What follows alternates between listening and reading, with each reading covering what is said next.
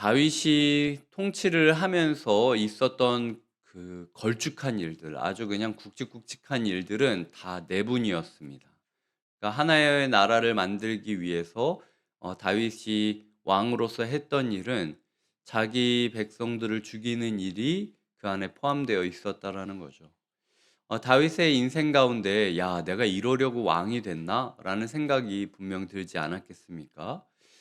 어 하나님이 분 '나를 세운 건 맞는데 이러라고 세운 것인가?'라는 생각 또한 들었을 겁니다. 그래서 특별히 이 압살롬의 반역, 내가 가장 사랑하는 내 아들, 내 사람이 공개적으로 나를 처형시키고 쫓아버리고 나는 도망하게 되고 이스라엘 가운데 이패저패가 나뉘어져 가는 것을 보면서 이 다윗의 마음이 찢어지는 것 같았을 거예요. 마치 어 다 아수라장이 되어 버린 집을 청소하듯이 지금 다윗이 이스라엘 가운데 어떤 모습으로 임하고 있는지, 또 어떤 사람들이 다윗 곁에 있는지를 한번 살펴보도록 하겠습니다. 저희가 몇 가지로 생각을 해 보도록 할 텐데요. 첫 번째로 시므이와 아비새입니다. 16절부터 23절까지를 보시면은 시므이가 누구냐면 16장 5절에서 13절까지를 보았을 때 다윗이 도망칠 때 아예 대놓고 다윗을 저주했던 사람입니다. 다시는 네가 뭐 회복하지 못할 거라고 얼마나 조롱하며 비아냥거리고 저주했는지 역사책에 기록될 정도였던 거죠. 수많은 사람이 다윗을 비아냥거렸지만 그중에서 가장 대표적인 사람이 이 시므이라는 사람이었다라는 거죠. 근데 아이러니하게도 가장 심하게 다윗을 욕했던 사람이 가장 빨리 대기하고 있다라는 것. 이게 참 인생의 신비입니다. 나를 가장 힘들게 했던 그 사람, 가장 비아냥거렸던 그 사람이 내가 잘 되고 나면 가장 나에게 꼬리를 흔들고 있는 모습을 보여준다라는 거죠. 그러니까 아무것도 아닌 겁니다. 인생이라는 게 그 사람에 대해서 마음 아플 필요도 없고 그냥 그 사람에 대해서 내가 힘이 있다고 뭐 다윗이 죽일 힘이 있었음에도 불구하고 그냥 지나치자 우리라고 이야기를 하고 있는 거죠. 왜냐면은 다윗은 내 인생을 은혜로 가득 채우고 싶었고 내 공동체를 은혜로 가득 채우고 싶었는데 그냥 저 하나 죽인다고 해서 내 나라의 정신을 꺾고 싶지 않았던 겁니다. 그냥 '복수할 힘도 아까웠다.'라고 다윗은 생각했던 거죠. 이 "아비새가 죽여야 되지 않나?"라고 이야기를 할 때 다윗이 22 절에서 이야기를 합니다. "오늘 어찌하여 이스라엘 가운데에서 사람을 죽이겠느냐?" 그러니까 다윗은 "어떻게든 우리가 서로 죽이지 말고 살아가자. 그게 내가 꿈꾸는 공동체의 모습이다."라고 이야기를 하고 있다라는 거죠. 그래서 우리의 하루 가운데 어쩌면 심의처럼 우리를 정말 비난하고 비아냥거리고 속을 벅벅 긁는 사람을 마주할 수도 있습니다. 반대로 정말로 바뀐 심의처럼 우리 앞에서 꼬리를 살랑살랑 흔들고 있는 시므이를 바라볼 수도 있어요. 저 사람이 우리에게 어떤 이야기를 하느냐를 너무 신경 쓰지 않으시는 하루가 되었으면 좋겠습니다. 이 내 입장에 따라 내 상황에 따라 사람들은 저주할 수도 있고 꼬리를 흔들 수도 있는 거예요. 그냥 우리가 선택해야 됩니다. 우리의 삶을 은혜로 채울 것인가 아니면은 원한으로 채울 것인가? 이건 우리가 오늘 선택해야 될 부분이라는 거죠. 그래서 하나님께서 일단 우리에게 이 심의를 통해서 먼저 보여주고 계시고요. 아무것도 아닌 사람, 그 사람의 말 때문에 너의 인생을 너무 괴롭게 하지 말아라. 두 번째로는 이 아비새가 있죠. 아비새는 스루야의 아들들. 요압과 아비새가 이 19장에서 대표적으로 나오는데요. 요압과 아비새에 대해서 다윗은 이미 3장 마지막 절인가 3장 39 절에서 내가 얘네를 제어하기가 좀 어렵다."라고까지 이야기하는 사람들입니다. 결국은 요압은 군대 장관에서 물러나게 되죠, 오늘로. 그리고 아비새는 다윗에게 공개적으로 질책을 받고 있습니다. 이 요압과 아비새의 문제는 내 마음대로 복수를 행하겠다라는 거예요. 내가 힘이 있으니까 내 힘을 내 마음대로 쓴다는데 뭐가 문제냐라고 이야기를 하고 있는 사람들이라는 거죠. 근데 기억해야 될 것은 제가 읽었던 이 사무엘과 관련된 주석책 중에서 예수님의 그 제자들 가운데 그 야고보와 요난이 우레의 아들이라고 불리는 별명이 있었습니다. 그러니까 이 스루야의 아들들과 우레의 아들들을 비교하는 글을 읽은 적이 있어요. 그러니까 다윗도 예수님도 똑같이 이런 사람들이 있었다라는 거죠. 혈기왕성하고 그냥 복수심에 불타가지고 우레의 아들들이 어떻게 얘기합니까? 사마리아인가 뭐 거기가 예수님을 영접하지 않으니까 번개 떨어뜨려서 다 죽여버리자라고 이야기를 하는 게 그들이었거든요.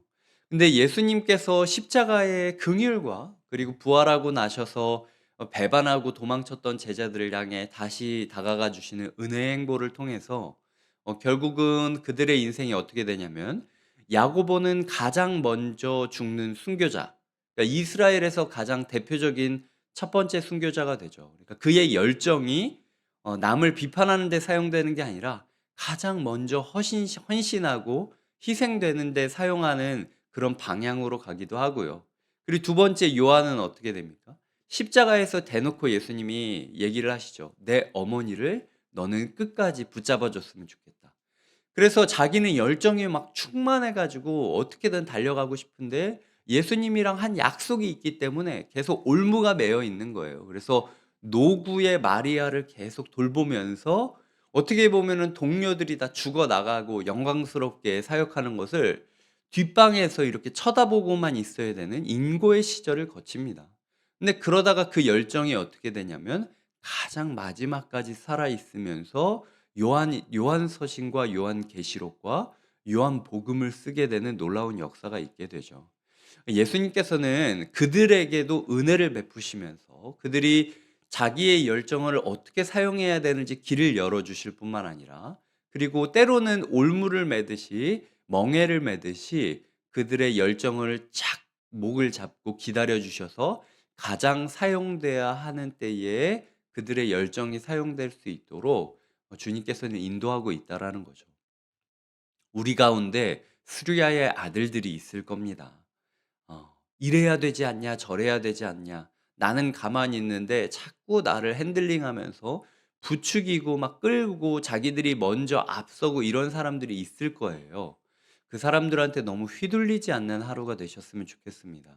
이래야 된다. 저래야 된다. 그렇다고 해서 우리도 이리도 갔다 저리도 갔다 이러다가는 결국 우리의 가정과 우리의 공동체가 원칙을 잃을 수밖에 없어요. 대원칙은 은혜입니다. 우리가 아비새와 요압을 향해서도 은혜를 베풀어야 돼요. "너희는 왜 은혜를 모르느냐?"라고 내치는 것이 아니라 그들에게도 끝까지 은혜로 초청하고 함께 있어야 되는 모습이 그려지고 있다라는 거죠. 이게 두 번째 부류고요. 세 번째는 무비보셋입니다. 무비보셋이 있는데 24 절부터 30 절까지 보면 무비보셋이 거의 다윗이 환대를 했던 대표적인 케이스지 않습니까? 근데 무비보셋이 따라오지 않아요. 그래서 압살롬 반역으로 인하여 문제가 있었을 때 무비보셋의 종 시바라는 사람이 다윗의 일행들을 건너가게 하면서 뭐라고 얘기하냐면 무비보셋 이놈이 당신의 은혜를 알지 못해서 "내가 그냥 왔다 독단적으로." 라고 이야기를 합니다. 그래서 "당신을 내가 이렇게 보냅니다."라고 자기 공을 이야기해서 다윗이 이 원래는 무비보셋이 가졌던 모든 것을 시바가 가져야 되는 게 맞아요. 근데 갑자기 무비보셋이 나타나는데 뭐라고 나타나냐면 "왕이 떠난 날부터 평안히 돌아오는 날까지 그의 발을 맵시내지 아니하며 그의 수염을 깎지 아니하며 옷을 빨지 아니하였더라."라고 이야기를 하고 있습니다. 그러니까 사실은 그 성경 기자 제가 성경으로부터 읽는 단서를 통해서 봤을 때 무비보셋은 다윗이 떠났던 건 슬퍼했던 거라고 저는 이 구절을 넣은 이유가 있을 것이다라는 생각을 하는 거죠. 무비보셋의 진심은 제가 알겠습니다. 근데 무비보셋은 진심만 있고 아무것도 하지 않았어요. 반대로 시바는 진심은 없었습니다. 시기와 경쟁과 왜곡과 질투와 탐욕이 가득 찬 사람이었죠. 진심은 없고 행동만 있는 사람이었습니다. 시작되는 교회 앞에서 아니면 우리 가족 앞에서 진심은 없고 진심은 있는데 아무짝에도 쓸모없는 사람과 진심은 없는데 열심히 일하는 사람이 있다면 둘 중에 어떤 사람 편을 들어주겠습니까? 다윗은 편들지 않아요.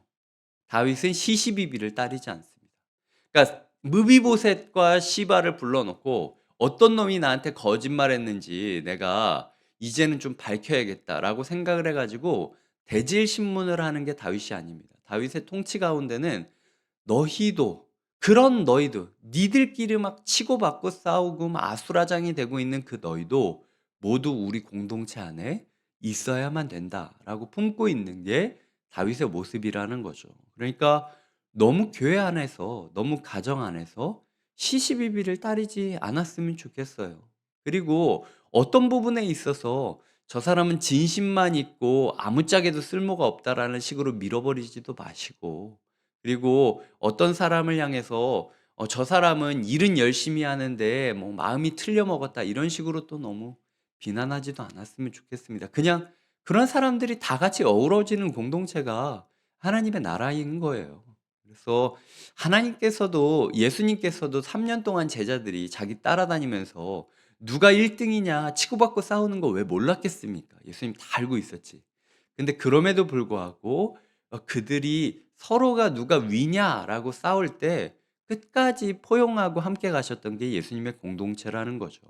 그래서 우리 공동체 안에는 이 아까 얘기했듯 심의도 있고 아비새도 있고 그리고 무비보셋도 있고 시바도 있다라는 것을 기억하셔야 된다라는 거죠. 마지막으로는 바르실레입니다. 31절부터 39절까지 보시면은 바르실레라는 사람은 사실은 다윗이 이렇게 압살롬으로 인하여 쫓겨나지 않았다면 이렇게까지 가까워지진 않았을 것 같아요. 이 어려움 가운데서도 새로운 인연들은 또 계속 생긴다라는 거죠. 새롭게 알게 되고 소중하게 여기게 되고 정말로 다윗이 금이 환영하는 이 상황 가운데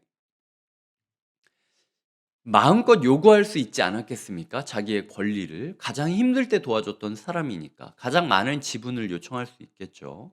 근데 바르실레는 뭐냐면 나 나이 먹을 만큼 충분히 먹었습니다. 그냥 나는 이대로 충분합니다. 그러니까 너와 나의 관계를 다윗과 나의 관계를 무언가를 주고받는 좀 어떤 그 어 기업적 관계, 거래적 관계로 여기지 말고 그냥 우리만큼은 끝까지 서로를 소중하게 생각하고 있는 모두를 그냥 주고받는 관계로 그냥 삼았으면 좋겠습니다. 그냥 이렇게 일생에 한 번만큼은 한 명만큼은 아무것도 바라지 않고 당신을 사랑하고 당신을 지지하는 사람이 있다라는 걸 다윗이 알았으면 좋겠습니다.라고 이야기하는 너무 귀한 사람도 있다라는 거죠. 다윗 마음 가운데 내가 압살롬으로 인하여 가슴이 찢어질 정도로 고통받았지만 그래도 그 시절이 아니었다면 이 바르실레를 이렇게 알았을 수 있을까라는 감사가 또 이 물일 듯 일어나게 되는 그런 관계가 다윗의 마음 가운데 또 시작이 된다라는 거죠. 그래서 다윗이 아니다. 어떻게든 내가 너를 위해 도와주고 싶은데 뭘 도와줄까라고 이야기하니까 김함이라고 자기 아들을 그럼 차라리 김함 내 아들이라도 데려가십시오 라고 이야기를 하고 있는 거예요. 마음대로 하셔도 됩니다. 뭐 굶겨도 되고 쓸모가 있다면 사용하십시오 라고 끝까지 자기 아들까지도 호의로 이 왕의 모습을 보니까 돌아가서 새로운 국정을 해야 되는데 심의도 있고 아비새도 있고 무비보셋도 있고 시바도 있고 하여튼 왕이라는 사람을 있는 힘껏 그 사람 자체로 호위하고 환대하는 사람은 없이 그저 그냥 뒤에서 막 욕하고 정치적으로 막 술수 쓰고 그리고 자기 분노에 휩싸여서 권력을 마음대로 휘두르려고 하고 진심은 있지만 아무짝에도 쓸모없는 사람과 진심은 없지만 어떻게든 눈에 띄려고 발버둥 치는 사람들 그 아수라장 속에서 우리 왕 다윗이 고생할 거 생각하니까 내 아들이라도 좋으니까 데려가서 좀 쓰십시오 라고 이야기하는 바르실라가 있다라는 겁니다. 하나님께서 다윗에게 바르실라라는 소망을 보여주고 있는 거죠.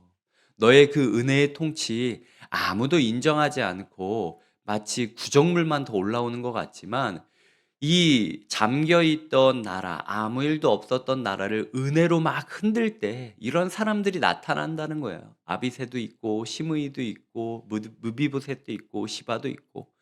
근데 그래도 그렇게 은혜로 그 공동체를 휘젓다 보면은 바르실라 같은 놈도 있더라. 거기에 희망을 걸고 살아가라. 라고 하나님께서 이야기를 하고 있는 거죠. 여태까지 성경을 많이 묵상하셨지만 이 바르실라라는 이름에 대해서 기억하고 있던 사람은 몇 명이나 되겠습니까? 근데 하나님께서 그 보석 같은 사람을 오늘 우리에게 보여주고 있는 거죠. 너희의 삶이 아수라장 같고 정말로 이게 뭔가 이런 상황이 있다 할지라도 하나님께서는 우리 곁에 바르실라를 새롭게 보여주실 거라는 것. 그래서 그 바르실라의 아들 기맘과 함께 한번 달려가 봐라. 또 다른 바르실라가 있지 않겠느냐라고 오늘 우리에게 희망을 주고 있는 겁니다. 그리고 우리 또한 하나님의 통치 가운데 바르실라가 되길 원하신다라는 거죠. 난 너희는 나에게 바르실라가 되었으면 좋겠다. 유대인도 아니고 먼 이국 땅, 정말로 건너. 하나님께서 이 땅에 내려오지 않았다면, 예수님으로 오지 않았다면 전혀 알 수 없었던 우리가 이제 주님 내 모든 것을 주님께 드립니다. 세상 가운데 시시비비 따지지 않고 유불리 따지지 않고 저는 그냥 주님 곁을 따르렵니다. 라고 이야기하는 사람들, 있는 힘껏 주님을 사랑하는 우리를 통하여 하나님께서 오늘 기뻐하실 거라는 거죠. 말씀을 맺겠습니다. 다윗이 복귀하는 이 복귀의 길 가운데 너무나도 많은 인간 군상들이 있죠. 우리는 어떤 사람입니까? 이 수많은 인간 군상들 중에 우리는 어떤 한 부류일 수도 있고요. 이 모든 부류가 우리 모습일 수도 있습니다. 근데 주님께서는 말씀하시는 거죠. 바르실레가 되었으면 좋겠다. 그리고 너희가 어, 너희 앞에 있는 바르실레를 환대했으면 좋겠다라고 이야기를 하고 있는 거죠. 우리 곁에 바르실레와 기맘을 주신 하나님을 찬양하며 오늘도 소망의 발걸음을 이어가시길 주님의 이름으로 부탁드리고 축복드립니다. 함께 기도하시겠습니다. 우리가 함께 기도할 때 하나님 아버지, 우리가 예수 그리스도의 길을 동행하며 어떤 모습으로 있는지 돌아보게 하여 주시옵소서. 시므이와 아비새, 그리고 무비보셋과 시바, 바르실레와 기맘, 하나님께서 우리를 어떤 사람으로 이야기하고 있는지 우리가 냉정하게 자신을 평가하는 시간이 되게 하여 주시옵소서. 하나님 또한 우리 곁에 여러 사람이 있겠지만 우리 곁을 지켜주는 바르실레와 기맘에 우리가 감사하며 살아가는 하루가 되게 하여 주시옵소서. 함께 마음 모아 기도하도록 하겠습니다. 하나님 아버지, 감사합니다. 주님, 오늘 우리를 부르시고 우리에게 많은 사람들을 보여주시니 감사합니다. 정말로 서로가 서로를 상처 주고 아파하는 이 세상 가운데 하나님께서 많은 인간 군상이 있다라는 것을 우리에게 보여주고 계십니다. 하나님, 우리가 시므이와 아비세이가 아닌지, 무비보셋과 시바가 아닌지, 바르실레와 기맘이 아닌지 우리가 돌아보게 하여 주시옵소서. 어떤 모습으로 주 앞에 서고 있는지, 우리 앞에 있는 이 사람은 어떤 모습인지 우리가 냉정하게 바라보고 포기해야 될 관계를 또 손 놓게 하여 주시고, 집중해야 될 관계를 집중하게 하여 주시옵소서. 하나님, 우리가 너무 많은 에너지를 이 사람 저 사람한테 쓰느라 몸과 마음이 지친 채로 오늘을 마감하지 않았으면 좋겠습니다.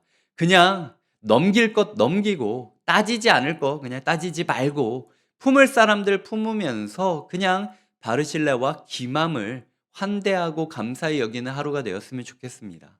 우리 삶 가운데 함께하는 이들을 소중히 여기는 하루가 되게 하여 주시옵소서.